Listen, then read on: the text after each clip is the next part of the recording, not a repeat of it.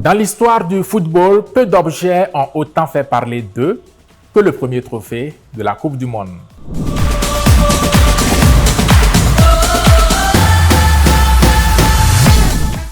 Le premier trophée de la Coupe du Monde s'appelait trophée Jules Rimet, en hommage au Français Jules Rimet, premier président de la FIFA, fondateur de la Coupe du Monde et grand artisan du football. Ce trophée représentait une déesse ailée tenant au-dessus de sa tête un trophée. Mais très vite, il deviendra une véritable légende pour ses histoires de vol. Tenez-vous bien, en 1966, à 4 mois du coup d'envoi de la Coupe du Monde, le trophée est volé à Londres en Angleterre lors d'une exposition.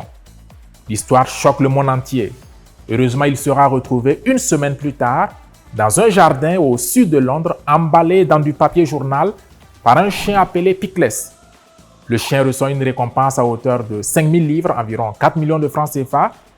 Il obtient le droit d'assister aux événements en lien avec la Coupe du Monde. Il obtient même un rôle dans un film d'espionnage. En 1970, au Mexique, le Brésil du roi Pelé gagne la Coupe du Monde pour la 3e fois et obtient le droit de le garder définitivement.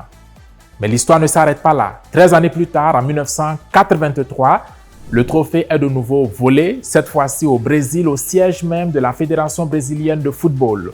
Jusqu'à ce jour, il n'a toujours pas été retrouvé. Certains pensent qu'il a été volé, fondu, puis vendu. Après le 3e sacre du Brésil en 1970, la FIFA a introduit un nouveau trophée, l'actuel trophée d'ailleurs, représenté par 2 visages humains tenant ensemble la Coupe du Monde. Et ce trophée a une particularité importante. Les vainqueurs ne le gardent pas, ils reçoivent juste une copie. Le trophée original reste strictement sous protection de la FIFA.